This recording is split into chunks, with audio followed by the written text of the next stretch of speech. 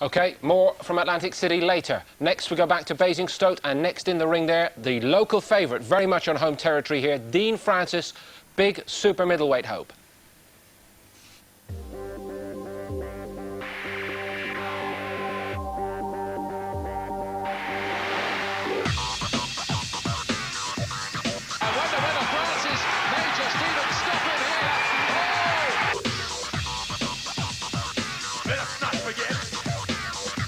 He was so sharp, so fast, and so powerful.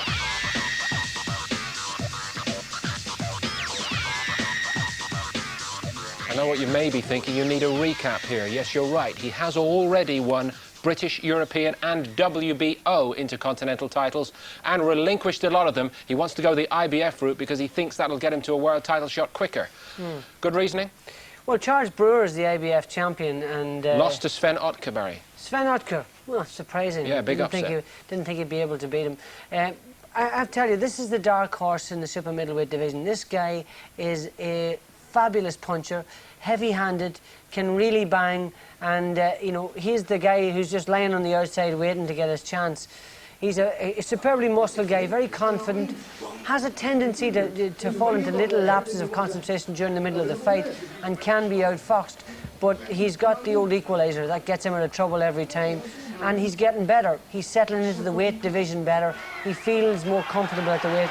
Look at the way he dispatched Cornelius Carr here. Was it really, we watched that, it was such an efficient display. Remember, Cornelius Carr took Steve Collins right to the wire, and again, David Starry here, he just dismantled him in the space of about 15 seconds. Once he caught him, didn't let him off the hook. He's a tremendous finisher. That was for the British title. That's for the British title. He's such a heavy puncher. This is for the European title against Frederick Sellier. Frederick Sellier, sorry.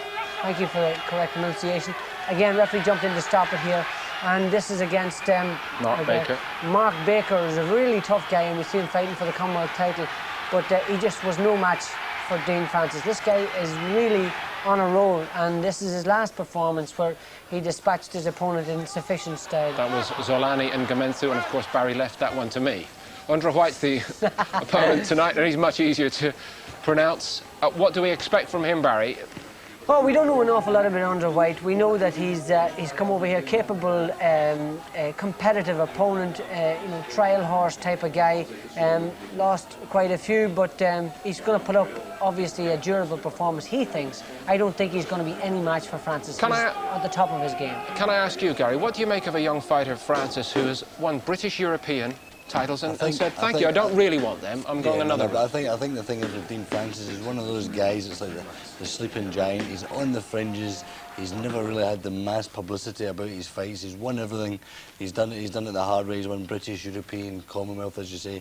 He's now given up to concentrate on that world title fight. And I think he'll burst onto the scene. I think if he gets that chance, he'll be the sort of guy that, excuse me, that will become like an overnight success, and it's taken him 10 years to do it.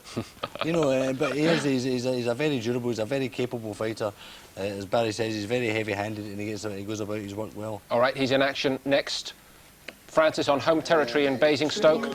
His family come from there. His father, Trevor, who's been part of the team all the way, was an outstanding fighter in his own right, and in front of his home fans tonight, the last thing Francis would want would be a slip-up. An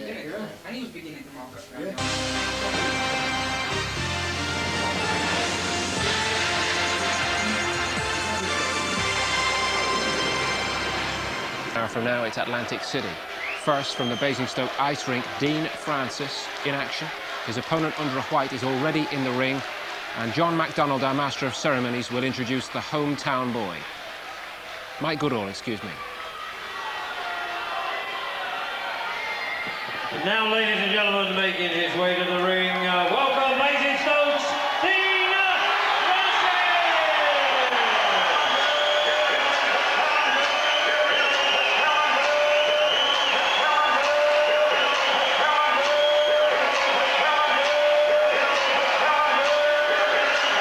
Well, I'll tell you, it's his first hometown appearance now here in Basingstoke Ice Rink. It's not a cool place to be in at the moment, I tell you. It's really a cauldron in here with the atmosphere. And they're going crazy. They really are. He's only lost one contest, remember, out of 22. And this is the vacant IBF version of the Intercontinental Super Middleweight Championship. In other words, a step below the main title, which is probably why Francis has given up, I think rather surprisingly. Never give up championships, but he's decided that his way wants to be to a world title shot. And it's a new world champion at the weight at the IBF is the German Sven Optek, who last week defeated Charles Brewer. So there you are, what a turnout we've got here. It's nice to be able to have a nice stadium and a ring of this size with a packed audience in your hometown. I know when the bell goes, well, it's anybody's fight. But Undra White, having seen in the flesh before from St. Louis, Missouri, he's won 19 of 27. And here's the rundown on them. You see this. Well, I mean, in experience, well, you just go along slightly with the Undra White. Well, weight-wise, reach, not too much. He's a bit stockier, actually, the American.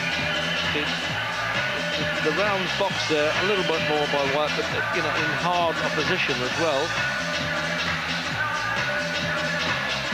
And the quick rundown of the rules, obviously the mandatory 8 count, no standing count, that's out now. And I'm glad that's gone out the game almost. No 3 knockdowns in 1 round by a boxer. And does not save in any round.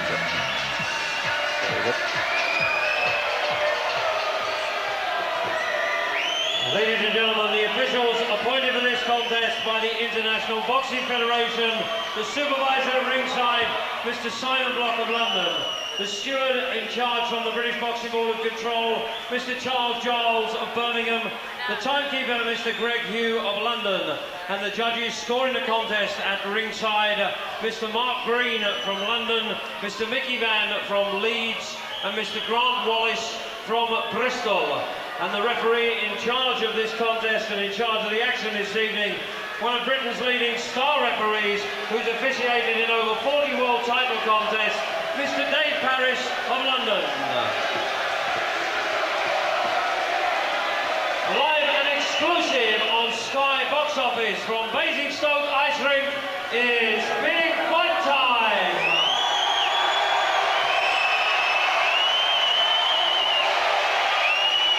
Chris Sanigoff proudly presents Championship Boxing and a contest of 12 3-minute rounds for the vacant IBF International Super Middleweight Championship. Between introducing the boxers and firstly finding out of the red corner, wearing the black trunks trimmed with white, he comes from St. Louis in the United States. He weighed in at 11 stone, 9¼ pounds. He has had 28 professional contests, 20 wins, 16 by way of knockout, with 8 losses. Please welcome to Basingstoke, Undra White.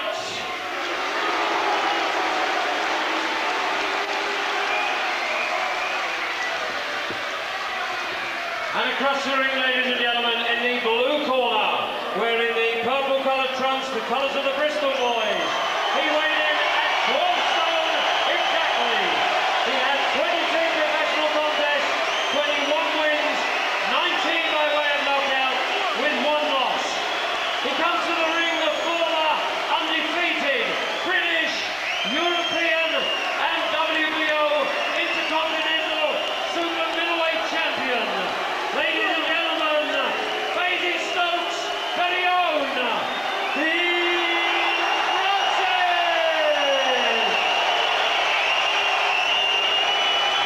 Now the referee, Mr. Dave Parrish, will give his instructions to both boxers.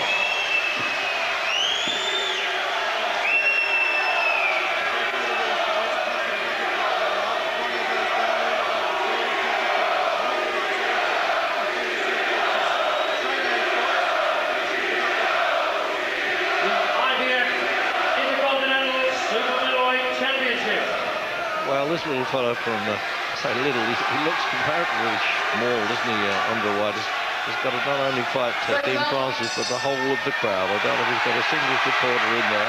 But I'll tell you what, there's one line on his record, you don't think that that's easy. He's fought Otis Grant over the distance and only lost on points. And Otis Grant in Canada is now the WBO full world champion. So, as I say in boxing, he's no mug, but he's had some punishing fights, Jim, and his early talents, it seems, might have slightly ring-worn if you look at the recent fights. Yeah, I think he's only won 3 out of his last 7. But my immediate impression, Reg, if he's 5'6" and he's been mixing it with super middles and even light heavyweights, then he's got to be a real tough little nut. I think it's going to be down to what he's got left. But as I say, at 5'6", if he's been mixing in that division, he's got to be a tough nut. Got to be. When you come out of St. Louis, you've got to be tough. That's where Sonny Liston was raised.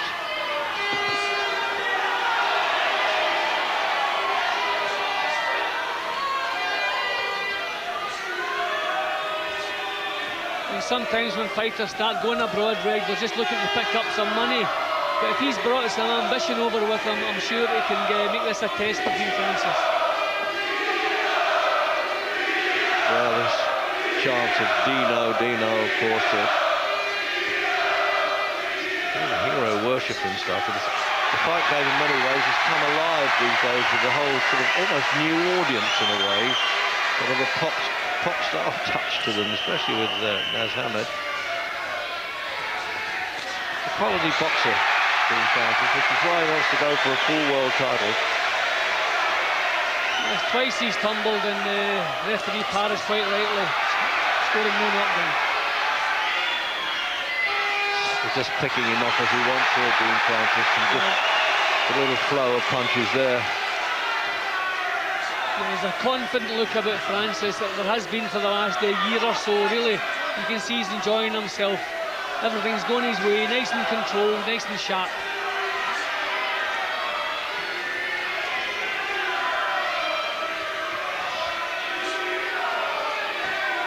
Doesn't look as though he's in a hurry either, Jim. Wants to just have a look around at this guy. I mean, he won't carry him, don't worry about that. He hits too hard. It looks as though White is maybe just going to counter-punch now and again, just like little counter-attacks. He's just going to get some rounds behind him and just swing the odd punch, but he certainly hasn't tried to pressurise Francis in the first round, maybe just having a look. But Francis looking good. Yeah, I suspect he's a bit wary too, the newcomer here. His first fight in Britain. But he's fought a lot away from home, so he's not too worried about the crowd. But he might be worried about Francis.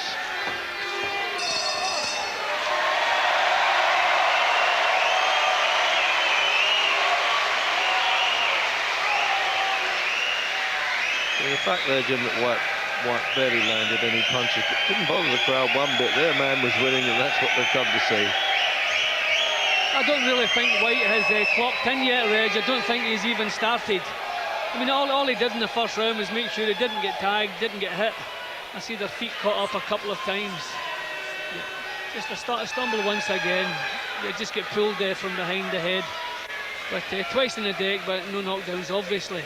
But yeah, he hasn't clocked in yet, Reg. He hasn't started. What he's got when he does start, we'll find out, I suppose. It just looks like a typical little club fighter, knows it all.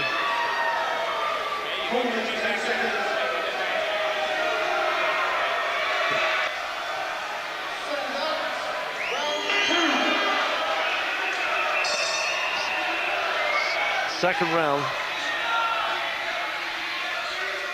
Now we'll find out whether Undra White can fight a bit or whether he's going to be dominated here, as it would appear. The Basingstoke hero, as it were, Dean Francis. His dad, Trevor, I saw box right back in the 70s. He fought 15 rounders for the British titles too, the old man. And as I remember it, 3 world champions I think he was in with. See, Francis is doing the right thing too. He's getting his feet up as close as he can before he lets the punches go. He knows this is a slippery little fellow. He's not really wasting any punches. You've got to get your feet close to these guys and put punches together. No use reaching after them.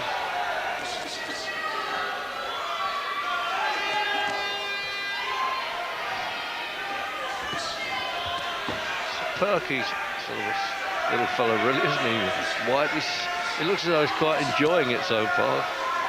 It looks tricky, so I think Francis just wants to pay him a bit of respect. That's his hands going, right? Oh dear, he threw a hand there and he's telling him to box on, Dave Paris. Is it his elbow or is it his might be hand? out. Well, this is going to shock the crowd. It's over. Yep, He's kicked the bottom rope. I don't know if it's his shoulder or his elbow, Reg. I don't know what it is. If it's a knuckle, I don't know. He's broken something there. I haven't think seen it's that for years. dislocation. It looks like a dislocated shoulder, Reg. Yeah, it is. I'm sure it is. Dislocated shoulder, what it looks like to me. Tell you what, unbelievable. What rotten bad luck. We're having everything in the fight game these days. Last week in Liverpool, we had a broken ring that was holding up the championship. And now there's big disappointment now. He's throwing a punch. I mean, anything could have done this. Let's see where he winces there as he walks away from it. Look at that. Yep.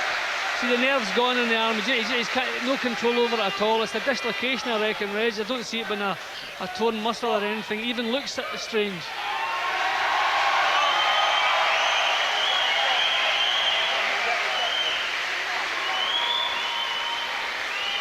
Well, that's terrible luck, right enough. I mean, Dean Francis, everything going so well. OK, this type of loss won't do an awful lot to dent his credibility. I mean, what we've seen already was well on his way to handling this fellow. But a loss on your card is a loss on your card. I know it looks good. But thankfully, he's got the men behind him who can maybe get this behind him and get him a world title shot still. But what terrible luck and what a terrible time in his career for this to happen. Nicky Van, one of the judges right in front of me, confirming, he says it looks like the shoulder's out, but I can't tell. The border control doctors were obviously in the ring, and well, he wouldn't have thrown away any fight unless he was badly injured like that. What a shock! I mean, the crowd are going to be upset, but they're dying to hear what's actually happened. They still can't work it out. Well, Reg, I think we've got it right with the shoulder. We've seen fighters in the past, it can be a weakness that carries on, Reg. Look, Colin McMillan not have trouble with a shoulder. Oh yes, yep, and lost the world championship over and it was a long time, little Palacio I think it was. It was a long time before it was right again, so really we have fears here for Dean Francis. Terrible bad luck. Some of those injuries are fairly rare in boxing, considering this Francis hard punches. After 1 minute 13 seconds of the second round, Dean Francis has retired injured with a damaged shoulder, leaving the winner and new IBF Intercontinental Super Middleweight Champion, Undra White. Well, there's no point in jeering him. That's a little bit, well, not a little bit, it's very unfair. It's not Undra White's fault at all. He didn't contribute to that. Ladies and gentlemen, I'm sure you'll agree that was a very unfortunate injury indeed, but as you can all see, Dean was in tremendous pain from his shoulder, which is obviously dislocated.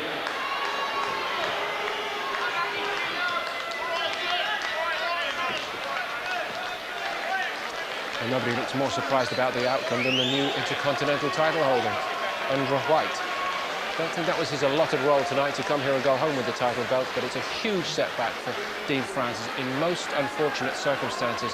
Doesn't it underline that for all the showbiz and the hype, this is a hurting game? Lots to come from Basingstoke as we continue the countdown to Prince Nassim and our bill tonight from Atlantic City. See you again in a moment.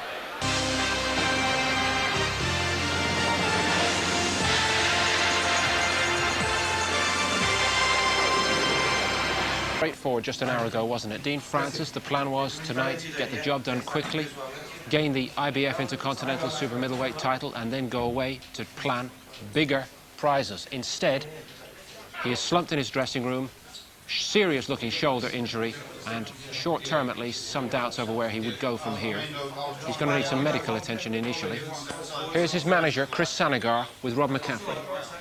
Chris, obviously, bit of disappointment for Dean. What was your view of the incident? Well, it just all happened so quick, and I think he just pulled his shoulder sort of out. Has it ever happened before? No, it's never happened before. In fact, he's never had any injuries whatsoever with regards his arms or anything like that. Up until then, were you happy with the way things were going? Yes, he was picking his punches, and I didn't think it was going to go more than 2 or 3 rounds. You know, he just boxing really well, making a show for himself, and I think bit by bit he would have took the man apart. Obviously, very early stages to say how bad the injury is, but how big a setback is this for Dean? Naturally, you know, it'd be down to the doctors, but I've already heard that they've managed to pop the shoulder back in. You know, not being a medical man, I don't really know. I mean, it is a sort of state of shock, really. But, you know, I'm very disappointed for all the people that have come out and Basingstoke. Had a terrific response, and no doubt you know, if his arm's all, you know, all right, we'll be back here as soon as possible. He's sitting in the dressing room now. I mean, how will he feel in front of his home fans? Oh, I'm sure he'll be heartbroken and a little bit embarrassed, you know, and, you know, as I said, it's never happened before. And, well, I don't think we've ever seen this on Sky TV. I know. Chris, thanks very much anyway. Cheers. Thank you. I suppose you could call that putting a brave face on it, but what a lovely scenario. You've got two titles, major titles, which you decide to put to one side. You take this fight tonight, and you don't get anything out of it except a dislocated shoulder from the look of it. I think it's a great shame. I mean, as you say, he's given up titles, he's relinquished titles to go on further, taking another title fight. He's went out in there, but on the other side, you've got to look at it as he's got a good team behind him. If it's not that serious, it just depends how quickly he can get back in the ring. He'll get a rematch with the guy. He could possibly get a rematch, win the title, and then go on from there. It's just how he handles it mentally. Barry. Yeah, I think it's an injury that's happening on a more repetitive basis. We've had recent occurrences with young, for example, Colin McMillan was the first one. Then we had Carl Thompson against Ralph Roccigiani, and they both had 12 months out. But and all of these punches happen the same way. And just watch this punch. He slips off Undra's head. Look, bounces off his head. And if you remember recently, and it's an immediate thing. Watch his reaction. He pulls back, and he goes to lift the hand into position again to put it back up, and he can't do it. And immediately he goes and walks towards the corner. And it's really bad. And obviously, it's happened early in the fight. And the fact that it's not going to be, he didn't go on punching or didn't go into the 10th or 11th round. Watch it again, look. And watch the little bone in the shoulder pops out. Look, have a look at it here carefully. It's there right away. Thank you. Barry, sorry to interrupt you. I think we can have a word live with Francis with Rob McCaffrey. Dean, well, here's the man himself. What is the injury? Tell us about it. Pulled my shoulder out, dislocated my shoulder. As I threw the punch, it just popped out. Has it ever happened before? Never. First time. Painful. I was going to say, I saw the look on your face. You knew straight away that was it. Oh yeah, I couldn't move my arm. It was just hanging, dangling down. I also saw you saying to the crowd, "I'm sorry. Obviously, it's not your fault, but you must feel bitterly disappointed in front of your home fans." Oh yeah. I mean, everyone come to see me win a fight. The unforeseeable happened, and I'm sorry. Sorry to everyone, really. What have the doctors said to you about it? They said it should be all right. I just got to go to the hospital, have an X-ray. Then I'll be back. You're definite about that? Oh yeah, definitely. Very unlucky tonight. Thanks for talking to us. Best of luck in the recovery as well. Thank you. Thank you. Cheers. Well, he's taking it extremely well, isn't he? But it is nonetheless clearly a setback for him, Barry. Without a doubt, you know, I mean, remember this guy was a fight or two away from a world title fight, yeah. and that's the disappointing thing about it. And bear in mind, it took 12 months, as I said before, for the other guys to get over this sort of an injury. Because it's happened early in the fight, the long-term ramifications won't be as bad. I think he'll be back on track within 4 months. But he needs to do some strengthening and exercise. He needs to get some physio on that shoulder, and he needs to build up the shoulder muscles again, because he can't go straight in there and fight again. Let's hope he does come back, and quickly, because he does not want to lose the momentum that we were speaking about tonight, that he's built up over the last year or so. Exactly. We've talked about him being the dark horse. He's probably the most dangerous super middleweight in the world. He's right on the verge of a world title fight. There are 3 guys out there he wants to go for, and, you know, 3 domestic fighters as well. He wants to get the IBF title to make the British scene much more interesting, and therefore he's going to have a showdown with someone like Joe Calzaghe. But, you know, temporary blitz, he'll get back on course pretty soon, I feel. We wish him well.